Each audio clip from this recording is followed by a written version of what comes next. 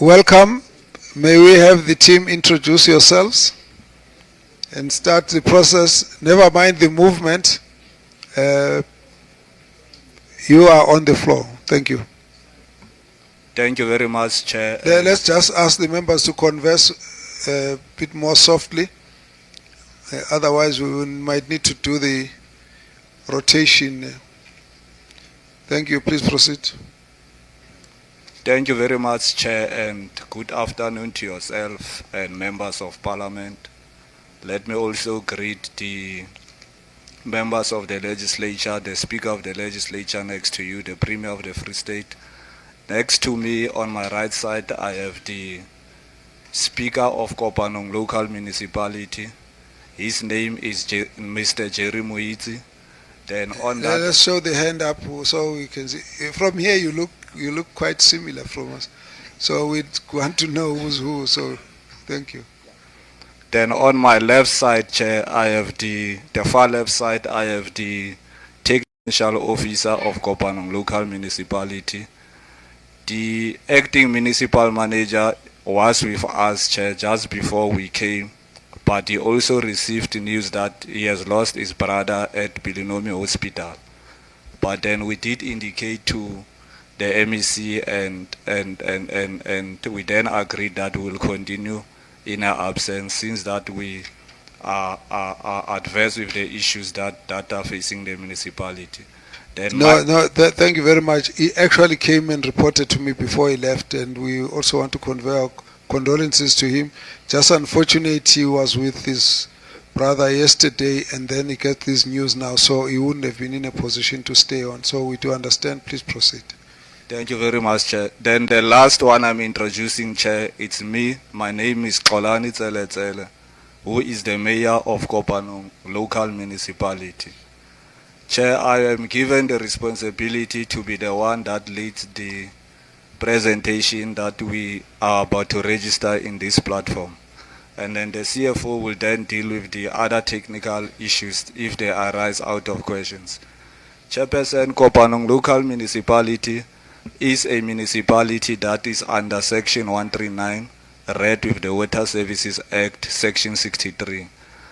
Now, the reason why, Chairperson, were placed under those sections is because for a period of full 10 years, we have been a municipality that has been struggling to arrive at a position that must be able to give services to communities.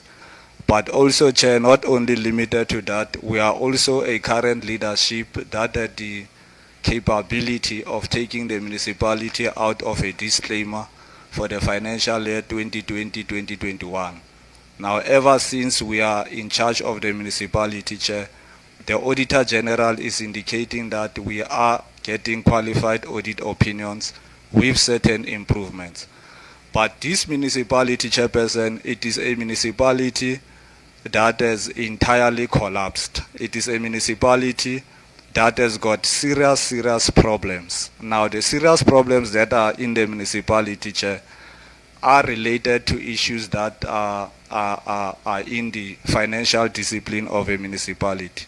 Now, ever since we've been under this section, which is Section 139, Chairperson, I must indicate that even though there is slow improvement, but there is at least improvement towards the right direction.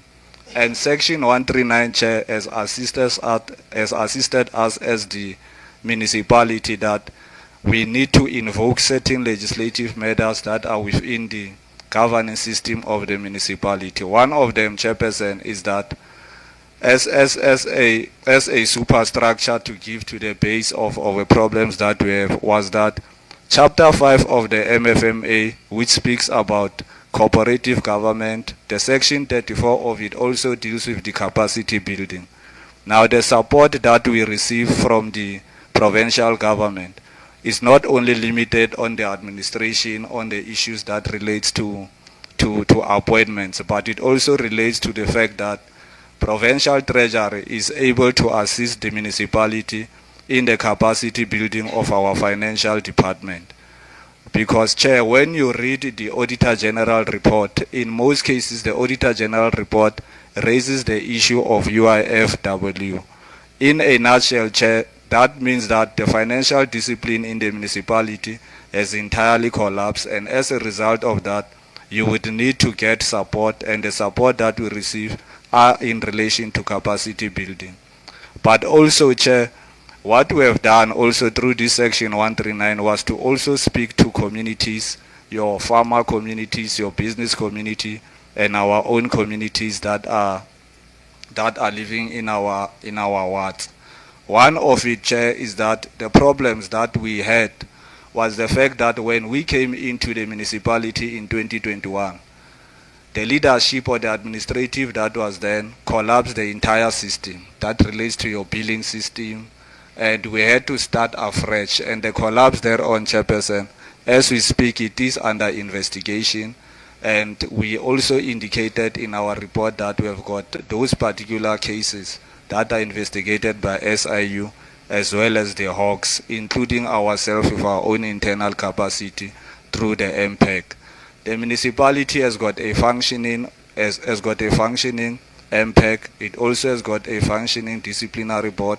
It also has a functioning audit action plan team, which is there, and we are working very close with the provincial government in relation to that particular aspect.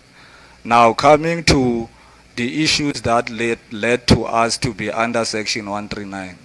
One of it was that the municipality had the previous administration led this municipality to be where it is today.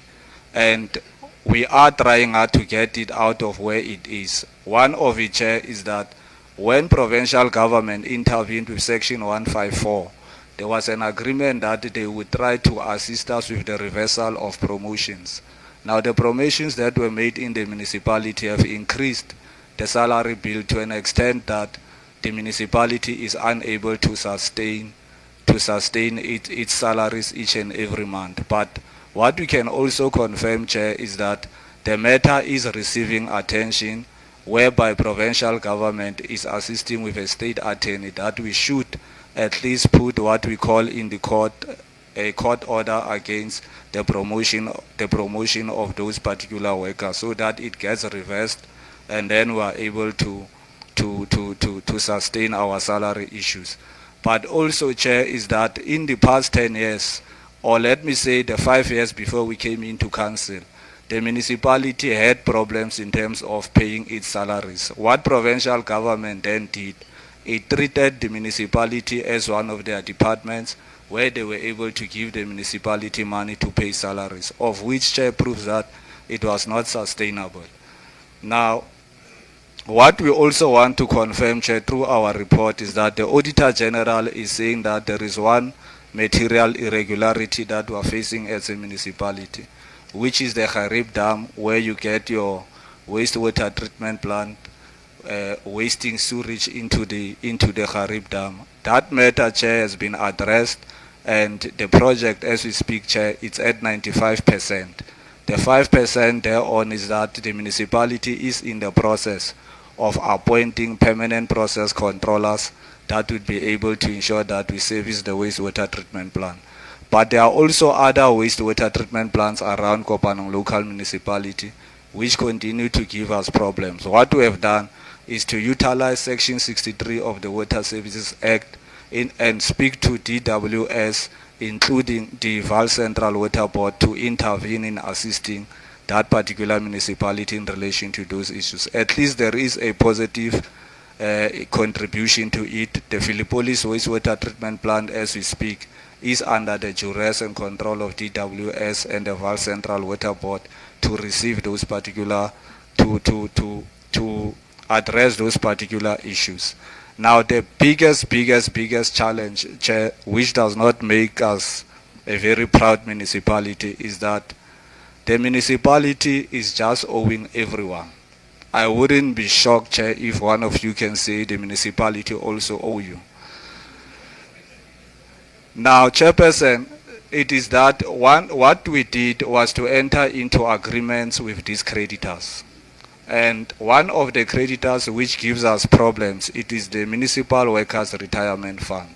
The Municipal Workers Retirement Fund is giving us problems to such an extent that they go to court and they litigate the municipality. In other instances, they can keep the municipality's bank account at ransom for more than 3 months, to an extent that you are unable to move and so on. Now, what the National Treasury did in trying to resolve our matters is that we agreed with the Val Central Water Board that we'll stick to the payment plan that we agreed on, to an extent that Val Central Water Board reduced our debt to them. We owed them almost 900 million, but to date, as we speak through engagements, they managed to give us a credit of over 700 million. And the agreement is that you need to sustain your monthly debt, your current account.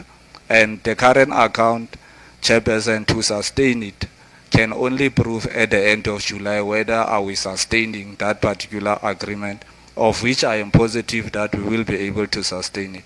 Now, the second issue, Chair, is that our SALA pension fund or creditor were also in agreement to them that will sustain our current account to them, as well as agreement on servicing the historical debt to them. You should round up. Now, as we round up, Chairperson, I must also indicate that we will be able to take this municipality to where it needs to be, and it will take a process in order for us to do so. Thank you very much, Chair. Okay, we're gonna ask you to take questions, but you're saying that your predecessors are the ones who took the municipality down the drain. That obviously means your management and your political leadership.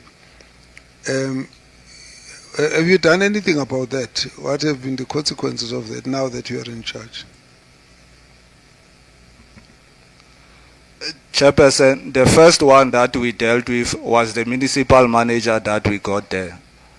2 weeks when we came in, we got rid of him.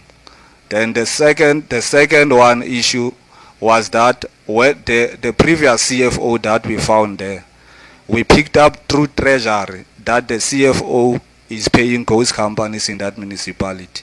We personally went to a police station, we opened a case.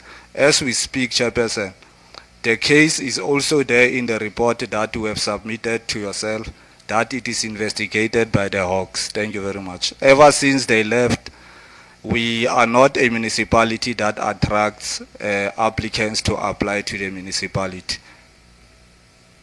Why?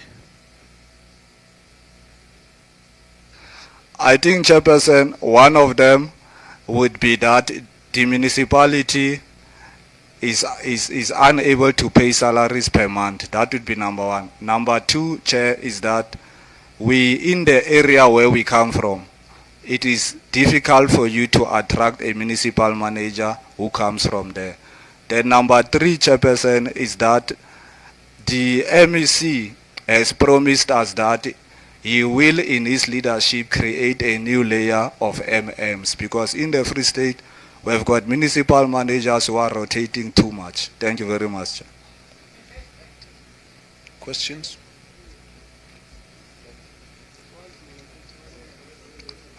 Mtolo, Mthethwa, Damase, Van Sail, Kupega, Kalipi, Shenge, Matiwan, the whole row, so it's Ukbalil. Ukbale after your neighbor. Please proceed. No, thanks, Chairperson. Chairperson, with regard to the issue of the pension fund that is owed, are the workers actually aware about that pension fund? What steps has the accounting officer taken to ensure that this actually doesn't happen again within the municipality? And the last one, why is the municipality not honoring the arrangements made with their creditors? Thank you, Chair. Thank you, Mthethwa. Thanks, Chair. Please give me the behavioral pattern of race relations in your municipal space.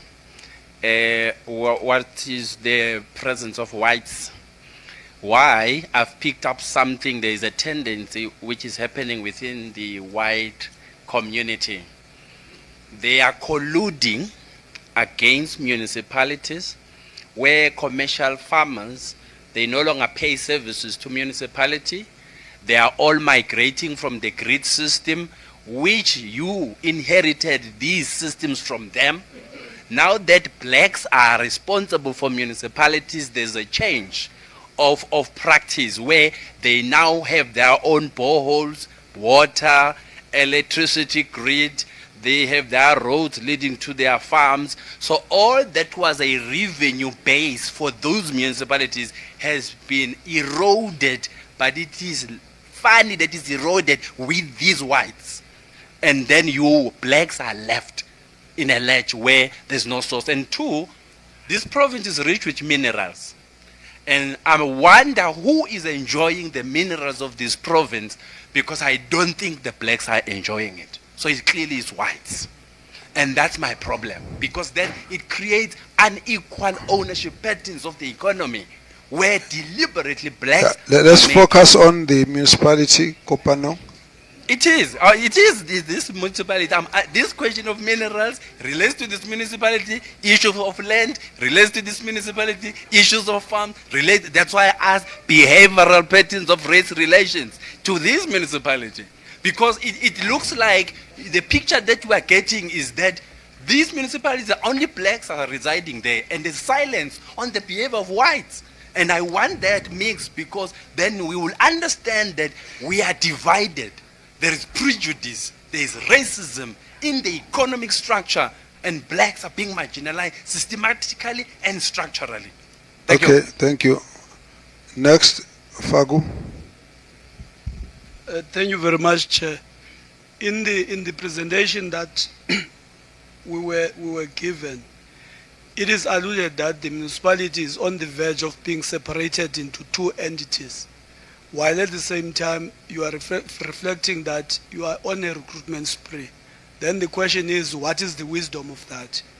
While you know that you are on the verge of separating into two entities while you continue recruiting. On the issue of late submission of the annual financial statements, you are somewhere saying that the challenge is the lack of internal capacity, while at the same time it is the late appointment of consultants. Where is the challenge between the administrative leadership and the political leadership in terms of balancing what you are articulating there as some kind of an excuse? Thank you very much, Chair. Van Zyl. Thank you, Chair. So I don't know, Mayor, if your team was here when Gharib District was here. They were, I don't know if you were here, but I asked them about the sewage spillages in Batuli specifically. And I asked them if the EHPs have issued you with compliance notices. And they said they have, and that they've issued you. I wanted to find out from you if they actually did issue you with those compliance notices, and if that anything has been resolved. I also noticed that your collection rate is at 20%. What is your administration doing all day? If your collection rate is at 20%, no wonder you owe everyone. Again, the equitable share withholding letter from the minister, where it stated that your latest amount to pension funds is 330 million rand outstanding. This means that those employees that want to retire will not be able to retire. That's on your heads. Old people that's given their lives in service of other people, of residents, will not be able to retire because you are not paying over the pension funds. These are people's livelihoods, and there's financial definite maladministration. So I'd like you to comment on specifically that. I know that the bank account was also attached a couple of years back. You can't pay salaries. I'm tempted to ask the same question that was asked earlier. Should this municipality still continue? Can it still continue? Thank you. Kupega, then we'll get responses. Chair, I think as a comment, I sit in Scopa along with Honorable Maduna, and we see a lot of disasters there that happen in many departments all over the country. But Maduna, I think these municipalities must be amongst some of the biggest disasters in the country. Now, with that being said, I'll ask the same question I asked to the previous municipality. Should this municipality not be dissolved? Do you as a team from Kopanong believe that this municipality needs to be sustained as a municipality? And if so, why? Because if the mayor himself is saying, listen people, this municipality owes everyone, you can't afford to pay salaries, the people can't retire, what's the point of having this entity as a municipality? And I would like you to give us homework as a team from Parliament to take back to Parliament to have Parliament discuss this issue of such municipalities. And we would beg your indulgence in that you give us an honest opinion, because as much as we understand that bulk of what is happening there may not necessarily be because of your doing, it may have been your predecessors, but given the state of the municipality as it is the municipality in a state to do justice to the people of this municipality in terms of delivering basic human rights, water, sanitation? Thank you, Chair. Yeah, I'll let them to comment on the question, but they are not obliged. It's a Russian roulette, that question. You are entitled to that question, to responding, but I wouldn't pressurize them if they don't. I think the issue is canvassed well enough without that question being answered. Yeah. Honorable Mkhalip, you are the last one, then we take the questions, the answers. Okay. No, Mayor and the team, it's difficult then. I just want to understand, how do you sleep at night? Because I'm already traumatized as listening to you with the status of the municipality. Now I'm imagining you on daily basis. You are very brave, guys. How many employees do you have in the municipality? Because I want to take it up from the other colleagues about the concern on municipal pension fund and workers' medical aid. And then how did you arrive in this situation, politically and administratively? And what is the plan? Because the plan that is here in front of us is from the department. So what is your own plan? Because the department can come with the plans, but you need to have your own plans that can also work together with the department. So do you see yourself out of the situation? When and how? Thank you, Chair.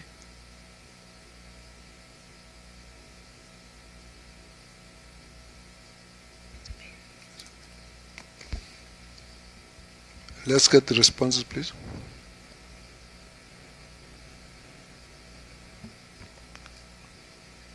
No, thank you very much, Chair. I think I will try to respond to a few questions. Then I will also, through you, Chair, ask that the speaker also intervenes as well as the officials. The first question that to respond to, Chair, is that the collection rate of Kopanong, it was actually 9%. And ever since we tried to change the strategy, we raised it to 36%. So it's not actually 20%. And then on the equitable share issue, Chair, is that yes, I am part of the municipalities that the equitable share will be withheld according to Section 217 of the Constitution. And in the withholding of such, Chairperson, is that in the last two equitable shares that we received, it was the same issue, but then the agreement was that the minister will release only a tranche that pays the creditors that you owe. For an example, if the agreement to pay Val Water is 2 million, I get the 2 million from National Treasury, I pay Val Central Board, and then the other tranche gets released to the municipality. And then on the issue of EHPs and the Betuli issue, I must indicate, Chair, is that even on the Betuli issue, through the council resolution and our internal officials, is that we have taken a decision that the PMU department must go and investigate the infrastructure development of Betuli as a whole town. The crisis of sewage spillages in Betuli, according to our own analysis, it is a crisis which is human-made on the basis that the underground infrastructure development for many years was not done via the specifications that a contractor needs to comply with. For an example, if a pipe is 500 millimeters, the contractor will put in 200 millimeters. Now, with the growth of the community, it creates a backlog and spillages and so on. Now, we said that our PMU should go and investigate it and also try to relate the matter to our departments that are assisting us. Now, on the question that the EHP gave us certificates, I don't think, where I'm seated, I do not have the information that they've given us, but I can guarantee you, Chair, that we did not receive any of those certificates. What we know, the EHP focus from the Harib District Municipality, it's strictly on our local shops. They don't enter into that space as required. And then on the issue of how many employees do we have, Chair, is that we have 450 employees, which is way too much. And that is why the bill is so high. The employees are so much, Chairperson, that even the person who's driving from me, I took from them. Even the person who's my security, I took from them, because you can't hire anymore. It is just too high. And then on the issue of the sustainability of the municipality, as well as the behavioral patterns, I think those are invitation for political debates, because they are much more intent with the colonial history of our country. But we must indicate, Chair, that through the Municipal Systems Act, Chapter 4 of it, around community participation, is that we are trying to draw on different races, different classes into the discussion on how we can deal with the issues of the municipality. We have what you call your rate payers association, which collects rates amongst the white communities, and they keep the amount to them. But in the discussions, in the discussions with them, but in the discussions between us and them, is that the fear of them that the municipality won't be utilized for service delivery issues. It is the agreement that the same money that we collect, we need to reinvest it back and extend it to a community-based outcome and not only a sectoral outcome. And on the late submission of our AFSs, Chairperson, I must indicate that it is indeed true. The Auditor General did raise the late submission of our annual financial statement last year, and we managed to submit only in November 2024. And we did indicate to the AG that, and we are also under oath, Chair, committing to this collective that by the 15th of August this year, we will be submitting a draft of our AFS, because the causes of last year have been resolved by the fact that we now have officials that deals with the internal matters or internal affairs of the municipality.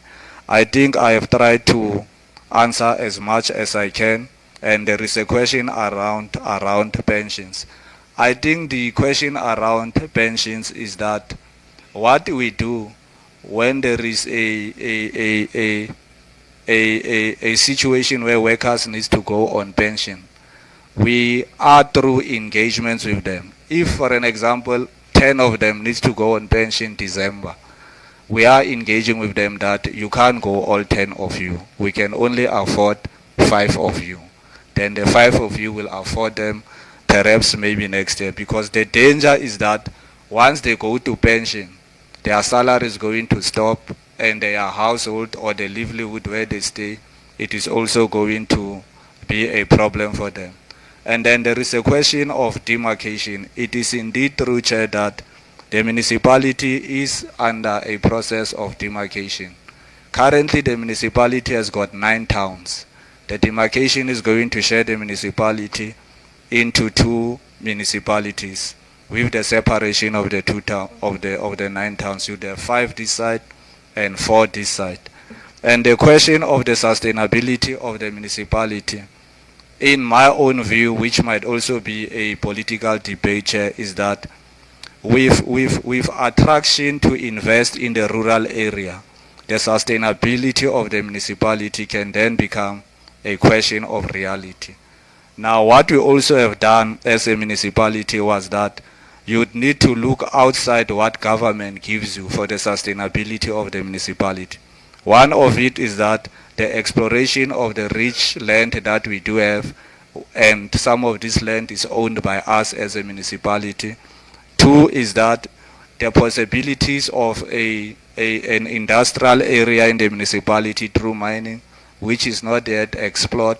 Perhaps maybe if Parliament were to intervene in the municipality, would be to send research capacity and do the correct analysis of the municipality. Lastly, it is that the municipality, in terms of its sun radiation, is the fact that it is number 2 in the country after Northern Cape, where you can be able to invest in your solar farm and be able to explore that particular economy and create employment, or your human capital to be employed, so that they must be able to work and be able to pay for services. But these are long-term solutions, but in the immediate, the solutions are on our basic services that we need to give our communities. And as things are, Chair, I think I have tried to elaborate as much as I can on those particular questions that were asked. If there is anything left out,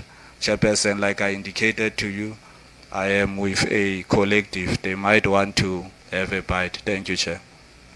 Now, just talk a little bit about the rates that are being withheld. How much money is involved, and is there a court case that has ruled that such ratepayers can hold the money, and what is your relationship, and where does the money ultimately go? No, thank you very much, Chair. No, Chair, in this regard, there is no court case. But what the legislation also does not allow, Chair, is that the ratepayers association themselves cannot take that responsibility. But what is happening currently, Chair, is that there are engagements between ourselves as well as the ratepayers association. There is a ratepayers association in an area known as Harib Dam. That ratepayers association, as we speak, Chair, has got over 3 million in its coffers. And what they've done is to take the money and put it into a registered trust. But they can't utilize it. And in the engagement, it is that we need to find common ground as to if we utilize it, for what purpose would it be. Now the suggestion, Chair, is that you take the ratepayers association money, vis-a-vis engagement with Treasury and yourself, you reinvest it back into what we call your smart prepaid meters, so that particular meters in themselves can allow the communities to buy water, to have access to water 100%. Now, as we speak, the very same community, it is struggling to get water, and they claim that they are paying the municipality, which in turn the money is not reinvested back to those basic services. So those are the engagements that are there.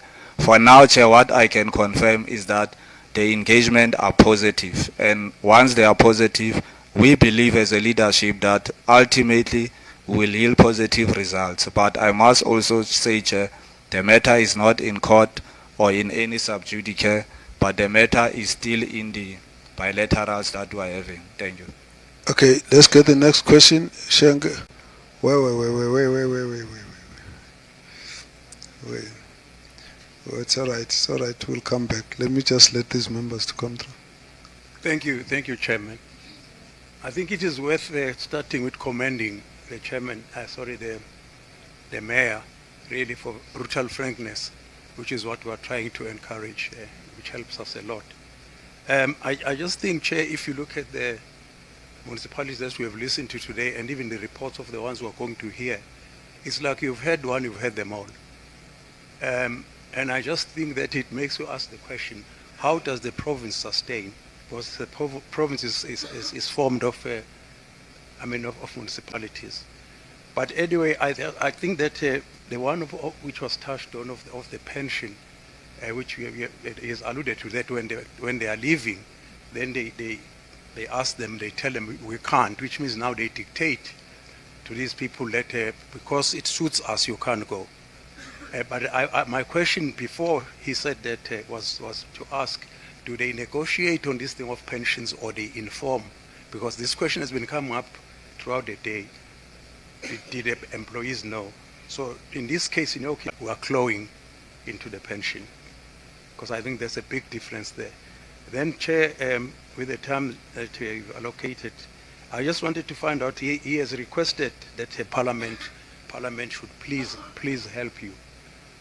I don't know, I did not detect, let alone see any turnaround strategy from your side. Because I think if you ask for something, then you say, this is how far we've tried, please help us reach there. So what are you giving instead? But in particular, with such a situation, there is no turnaround strategy which you tabled here today. It's just a cry in the wilderness. Thank you, Chair. Okay, next. Sorry, I wanted to ask also about the mine. Just reminded. Sorry, Chair, for that. I think which we touched on. What is it really that being utilized? Because I think it was raised by Honorable Mteto. Thank you. Honorable Thank you, Chair. I just want to get an update from maybe the Mayor on the intervention that was triggered by the inability of the municipality as a water services authority to carry out the water services mandate as contemplated in terms of the Water Services Act of 1997. I think it goes back to what Babu Sheng is saying. What is your turnaround strategy in addressing the issues that triggered the intervention to make sure that people are getting their basic right, which is access to water? Thank you. Yes, Honorable Speaker. Thank you, Chair. Mayor, how long have you been the mayor now of the municipality? Okay, You want to leave that and go to the next question? Oh, no, it's not my question. I just wanted to know that he can answer that. I just want to say, if I think my colleague said it, when we look at one of you, it's like, it's the same problem, it's a common thread. And given your history of financial mismanagement, non-payment of employees, your municipal workers retirement fund, there's a few questions that one needs to ask, and that you've mentioned the problem, but you haven't actually given us the detail. I want to know what percentage of your budget is your salary bill. That is one of the things I want to ask. Then I want to know, from 2016 to date, can you give us a breakdown of how many court orders the Municipal Workers Retirement Fund has obtained against you as the municipality for arrear pension contributions? And then also the costs, the legal costs involved for you as the municipality thus far, that you had to cover following all of these cases. What does that cost? And then can you give us a breakdown of your total amount that you owe your debtors up to date? What is that debt for, and for how long has this been due? And then the last one is Honorable Van Zyl mentioned this, the attachments. Are there currently any judicial attachments on your bank accounts? And if so, can you give us the details of that? And in whose favor the attachment is, and the amounts attached, and the reasons for the attachments to, as well, if you possibly, the court case numbers. Thank you. Yes, proceed. Thank you so much, Chairperson. I want to ask a few questions as well. I want to ask Mayor, who prepares your financial statements? I learned that you are committing to the date of the 15th this year. I'm not sure if you have a new consultant that's going to make sure that you have financials at that time. Who has been preparing your financials, because you haven't been sending financials on time? 2, you've been getting disclaimers, and that is not correct. We must say it as it is. You can say you are coming from a qualified opinion. You are coming from a disclaimer to a qualified opinion. Still, that's not acceptable.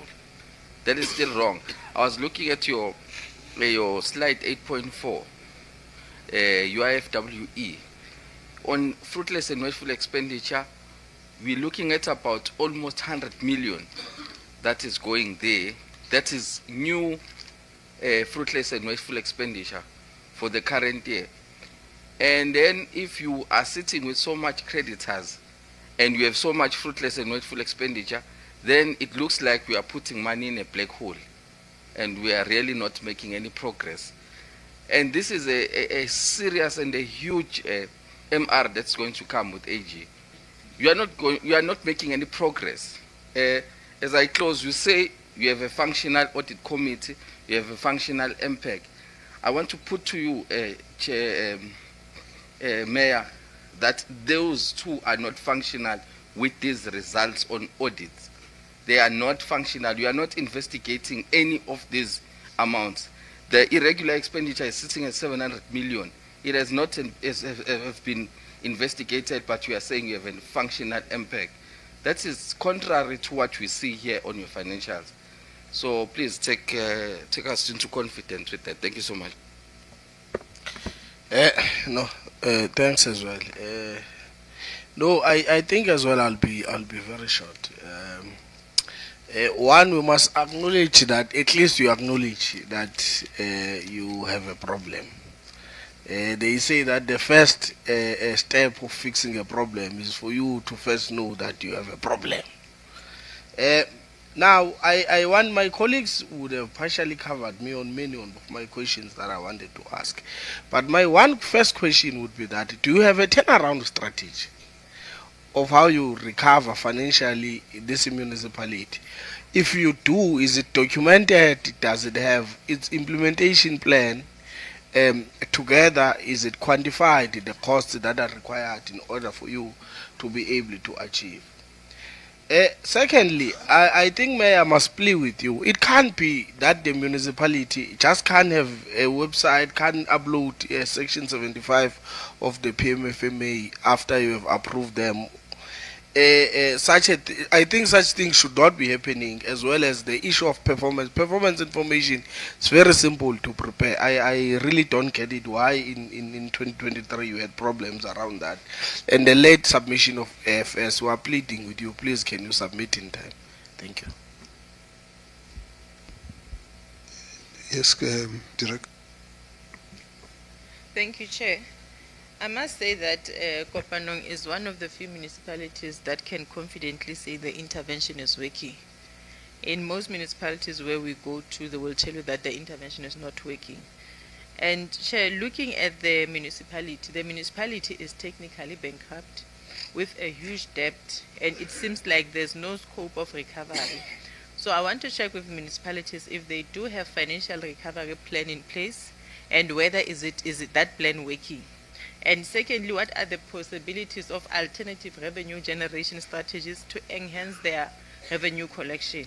Lastly, Chair, There was a time where there was a disaster, a mining disaster in that particular municipality, and I know that most of the executive did went to that particular municipality. Can they also take us along if there was no intervention plan from the national government with regard to their municipality in terms of the economic development and also other?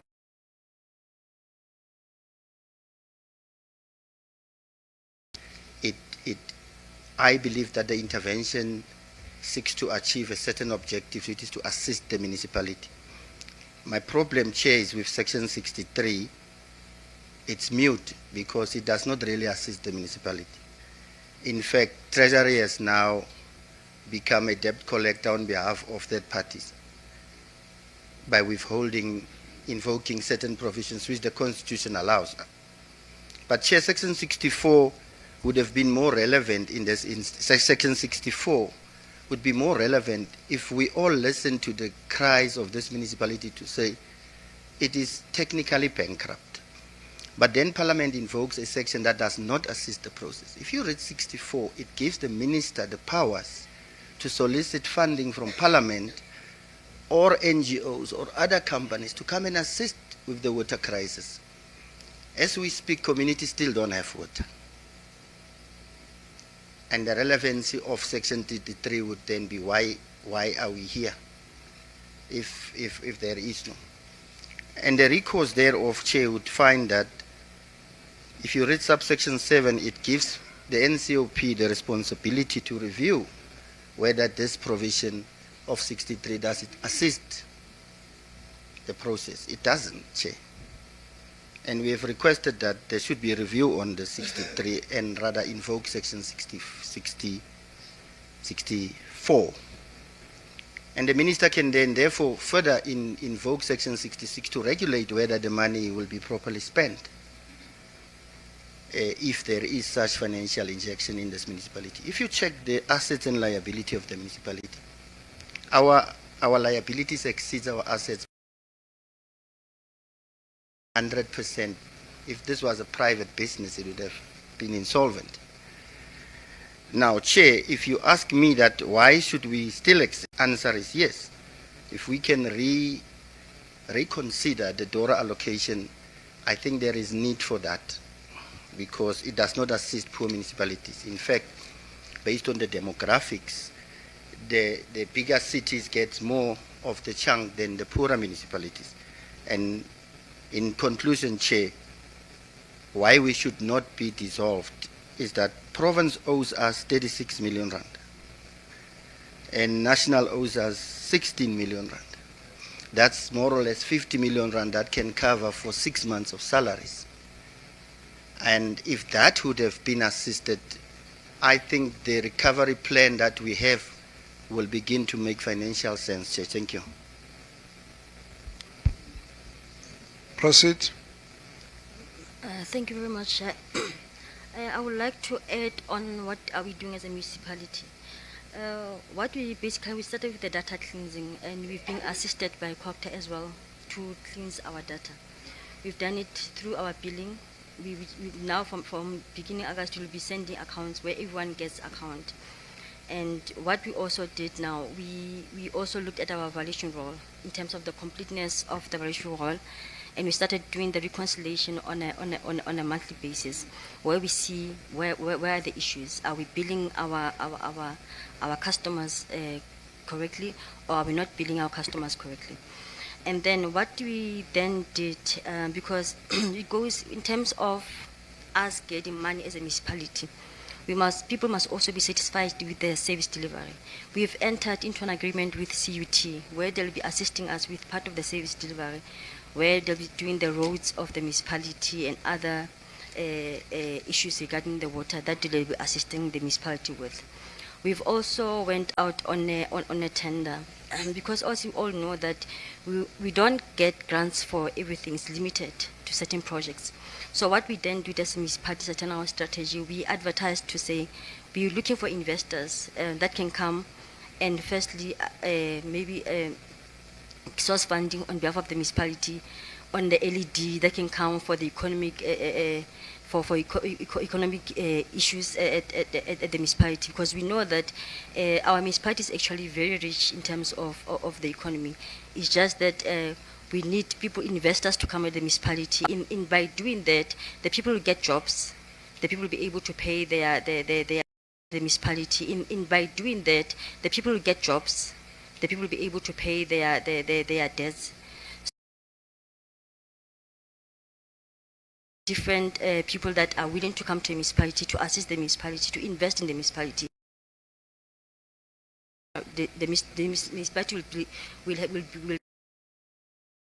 prepaid water meters, because that we feel that when we do the prepaid water meters, first of all, with Val Central, they said if you put in the prepaid water meters, will then increase the water level in your taps.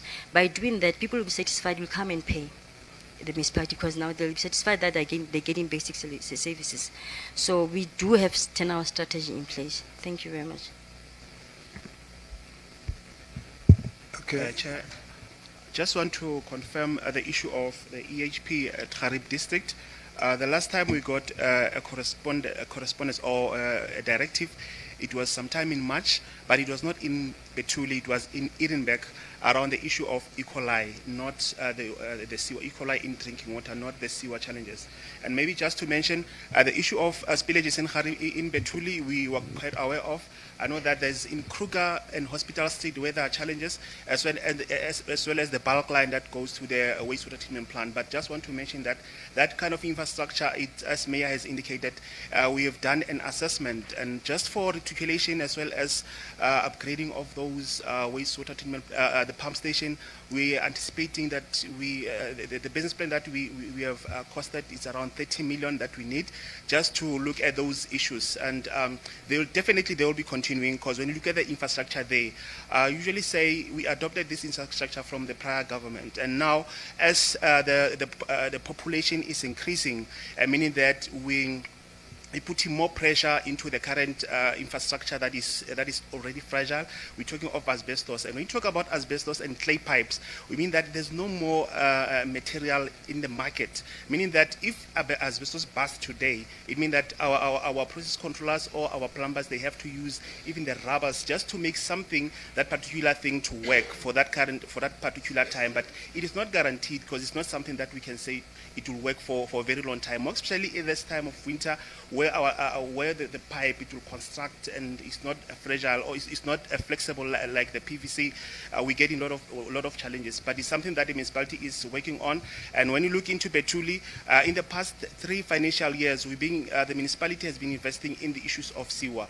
There's upgrades that were done and the pipeline that were done. However, we need to look into the holistic infrastructure of Betuli as a whole and make a plan thereon. But it's not something that we can go and patch there. I know that last financial year, COCTA assisted us with about 4.7, and the prior year we spent about 9 million on the particular infrastructure, but really it doesn't help us up until we do the holistic planning and be funded. But the challenge is, it is funding. If you look at Lipoi Primary, just next to the primary school, there is a pump station adjacent, just here. And now you understand, when there's a spillage, what is really happening with the livelihood of our young kids that are in the primary. We're planning of removing that particular pump station and put it right lower at the lower side. And when you put it at the lower side, another challenge again is the issue of environmental impact, whereby now the Orange River is right next to the particular thing. Now we have to come with more engineering planning and see how can we really put that into rest. But yeah, there are challenges in Betula, I must say. We're looking, we actually need support in order for us to win this battle. Thank you. Okay, let's get the questions. All right, we start with Deputy Speaker. We go 1, 2, 3, 4. Thank you. Thanks, Chair. Mine is directed at the CFO. So I'm going to go back to the question that was raised on the revenue collection. So I would want to know, one, what could be the institutional weaknesses that exist in your revenue department? Is it an issue of capacity, or is it an issue of skills gap? Is it an issue of poor leadership? or is it an issue of a systems challenge? 2, has the CFO conducted any recent internal audit reviews? And the last one, okay, the last one have already been covered in terms of measurable interventions that are in place to increase your revenue collection from 20%. Those are my 3 questions. Thank you. Thank you. Thank you, Chair. I just want to understand, Chair, was it part of the plan for a recovery plan when the municipality took a decision to move from Centlec as the electricity distributor to a company? I think it's listed what Africa. Yes, is that company accredited? Does it has accreditation to distribute electricity, and which infrastructure is it using? Is it using Centlec infrastructure, and how much is it paying to use that particular infrastructure? And if you do the comparison between the Centlec cost of the electricity per unit and what that company is offering, what is the difference? Thank you, Chair. Thank you very much, Chair. I think it has been asked, but it hasn't been properly answered. Is there a financial recovery plan in place for Kopanong? Who drafted it? What is the deliverables? When was it drafted? By whom was it drafted? And then I note that the Vaal Central water has been or the Vaal Central debt has been cut by 700 million, which is then well, it's a large amount. What is the current creditors now? Because with the Vaal Central water, it was at some stage about 900 million plus the other creditors. It was over R1 billion. What is the current creditors now? And noting that Vaal Central has now cut that 700 million, will the water articulation be increased in Kopanong to the various towns? And what is also the current account? Because I note you say your payment arrangement says you must pay your current account. And then I'm concerned a bit in terms of Kopanong splitting into 2, FS 162 and FS 164. What will transpire to that? Well, it's no longer 1 billion, it's now much less. So let's say it's 500 million debt. Will it be split between the 2 municipalities? Perhaps Kochta can come in here. What will transpire? Will the old Kopanong keep the 500 million debt and the new one have a clean slate? That's perhaps a question for, yes. But then I think most importantly is the FRP. Who drafted that? Where is it? Yes, thank you, Chair. Last question. Thank you, Chair. I'm not sure who's going to answer this. Have the senior managerial posts been filled? And if so, could you provide the credentials of the newly appointed staff? Then, does your municipality have a bulk ESCOM and water board meters to measure the actual supply given to the municipality so that you can actually see how much you're buying compared to what you're actually giving out? And then what progress has been done on the serious sewage leakages in Tromsburg? To my knowledge, this was funded by the MIG. So is the upgrading of the pipe and the pump station continuing, or has it been halted? If halted, what are the reasons for the stoppages? What specific work has been completed to date, and what is still outstanding? What are the key challenges in completing the upgrade?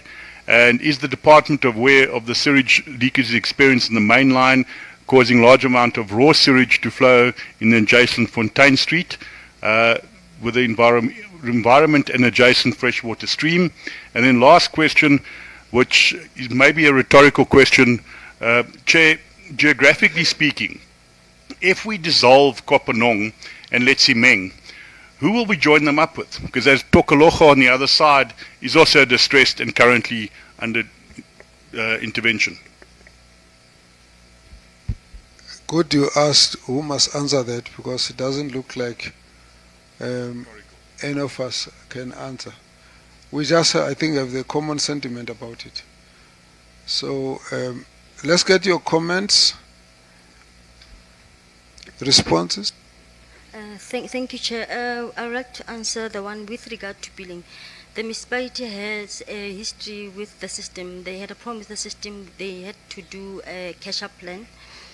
Only now in March they managed to be up to date and submit their Section 71 strings at Treasury.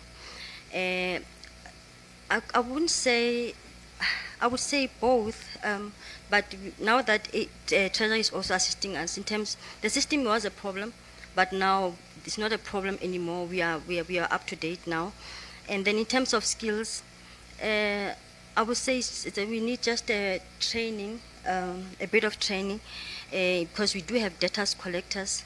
So we did, we organized a training. We're going to organize a training for them so they can be trained on how to do the debt collection. In terms of the audit, the audit part, as you all know that the municipality managed to submit financial statements only in November, of which the AEG completed their audit on the 24th of April. The formal audit report was only received in June 2025. After that, we did an audit action plan. We have an audit steering committee that sits every week, twice a week. The other one, we sit twice a week where we see the information that is still outstanding. We also submit on the Treasury web-based action. Yes, we're currently doing an internal audit where we ensure that we are busy with the prior issues, where we're ensuring that we're clearing all the issues that the AG has raised. We're also in communication with AG. We're having a meeting on the 28th of July, next week Monday, where we'll be discussing the progress on the audit action plan and any issues that we are uncertain of. Yes, we are doing the audit because it's important that when AG comes, we have files already that are there with supporting evidence. In that will also cut cost from the AG side because it will save time when they request information within 3 days we'll be able to submit. I'm not sure. In terms of our creditors, we are currently sitting at 541 million after the cut from Val Central, and the monthly debt is 5.8. And what we've noticed after the cut, they've actually give us a detailed statement. We noticed that our major part of, we have water losses, especially in Edinburgh and Bethule. So as a municipality, we're also embounding in that, where we're really doing, seeing how do we cap that water loss, because it will actually reduce our monthly account. Thank you. Chair, on the question that was raised about the split of the municipality, yes, if you would look at how local government have been structured currently in the country, you find that too many small former town councils have been clouded into one municipality, and for operational reasons, it is too vast, and therefore you cannot really reach out to each and every resident. So the view with the split, which is actually not a split, and that's I think where people miss it, it's an exclusion. If you read the proclamation, it's an exclusion of 4 towns from an existing municipality. So there is no municipality that's being dissolved to create another one. Kopanong remains Kopanong. 4 towns have been excluded to form a new municipality. The smaller the municipality, the better. That's a split. It's a split. Leave that issue. Just go to the principle. You won't get anybody to support you on that. It's a split. You could put it in Afrikaans or in Sesotho. It will come to the same thing. So there are bilaterals that were supposed to have taken place between the municipality and COCTA in the province. I think it was just the MEC is here, he can then respond, but there are bilaterals that are going to discuss what happens then to the assets and the liabilities, whether the municipality, if it's a new municipality, does it then go together with the debt? Do you split the debt? Now that I'm told that it's a split, we see it as an exclusion. But nonetheless, the fact remains that there are going to be bilaterals between us and the province to discuss the assets and liabilities. Okay, Mayor, you have a bit of an explanation to give. The mayor of Harip was asked a question by the Honorable Van Zyl, who must try and listen to me just now. You will have to listen to me.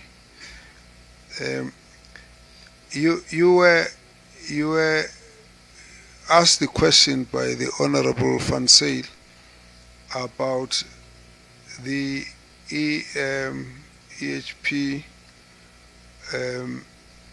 notices in Betuli, and you said no, you haven't had such a notice. And now I'm just trying to understand this. I have a notice here that comes from District Municipality, Tromsburg, and it's a notice that says drinking water boil alert for Edinburgh and Harry CB residents.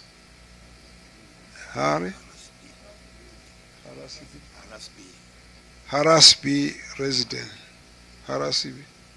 You confusing.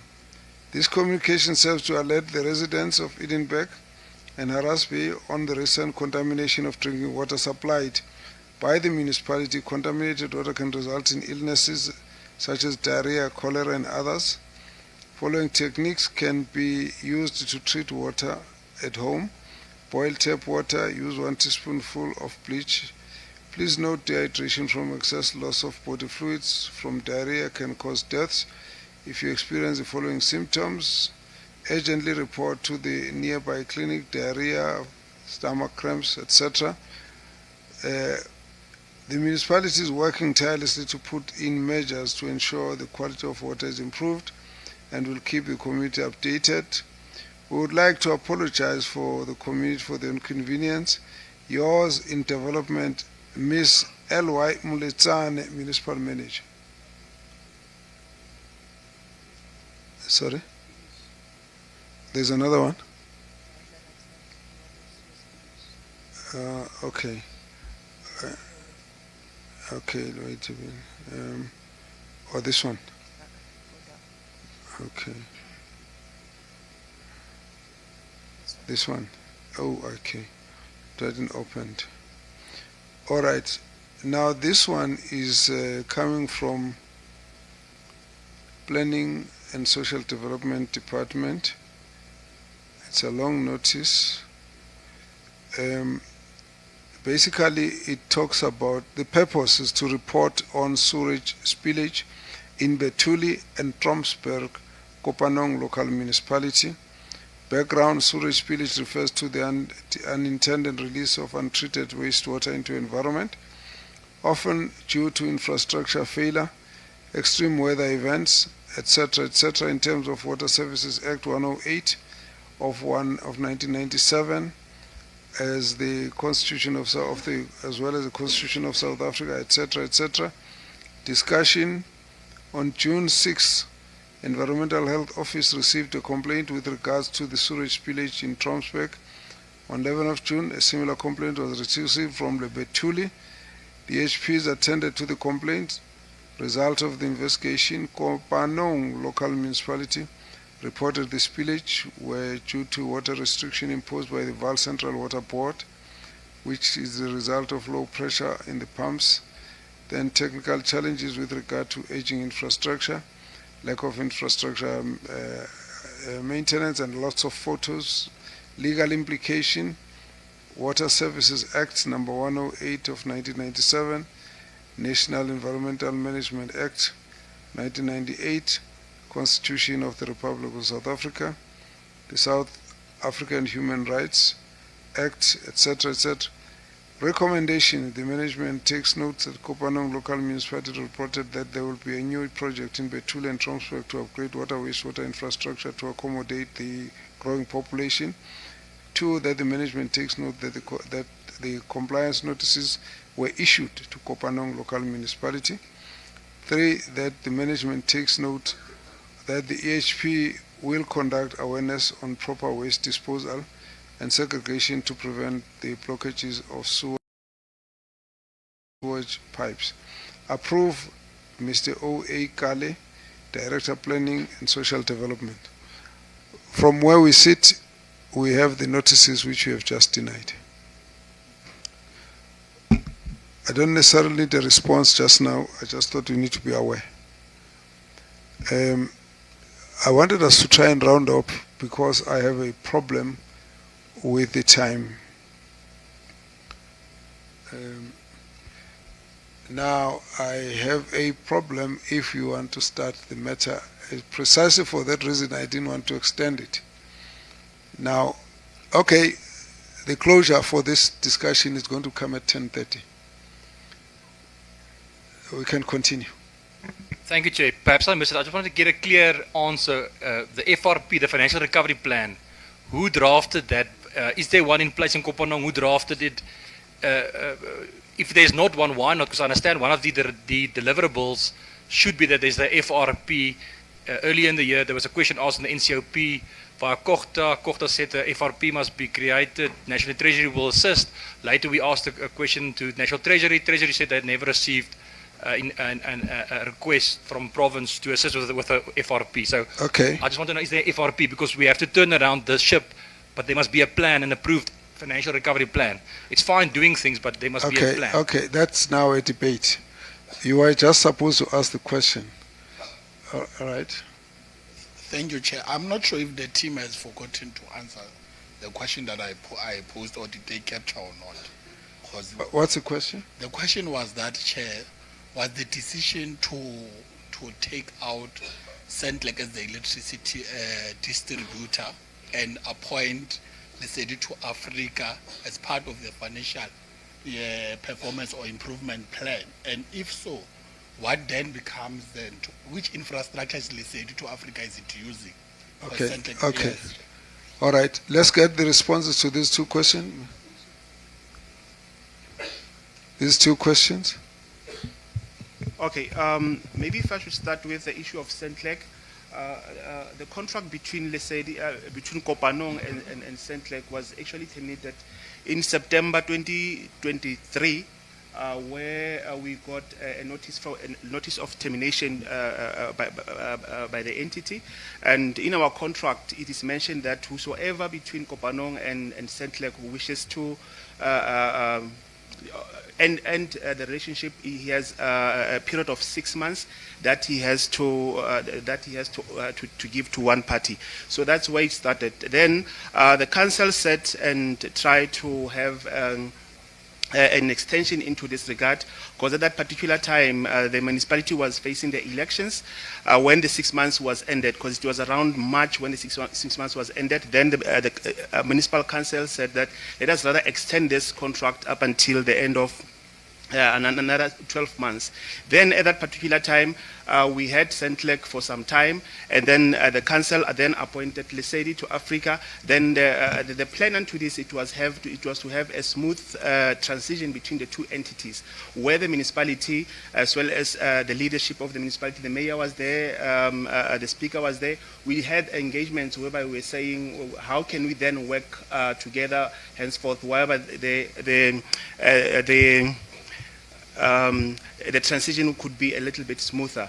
But yeah, that's where the relationship have started. But eventually, Lesedi to Africa took over from Sentlek, and then the relationship with Lesedi to Africa, it has started to be a little bit, the relationship between Kopanong and Sentlek, it is okay. It's just that when they started, they couldn't understand the infrastructure to the fullest. And then there were a lot of challenges in the infrastructure. Remember, in Rittersberg, I had various calls. In Betula, I have various calls in referring to this, most of the towns. But now, as it goes, the supply, it went better and better. And as we speak now, you no longer had challenges that much. And then the maintenance that was done over the 2 years that they have been there, they had to really do a lot of maintenance into the infrastructure. That's why now we're no longer having a lot of cuts. I know that in Forest Smith there are a lot of maintenance that was done of substations, as well as Rittersberg, as well as Tromsberg. Yeah, that's basically that. And the infrastructure that is being utilized there is the infrastructure of the municipality. As you would know, when the Department of Energy try and round it up. I think the essential part of the question has been dealt with. Okay. The next one is the FRP. And I would like to confirm that the municipality does not have an FRP. Thank you. Initial recovery plan, we do not have.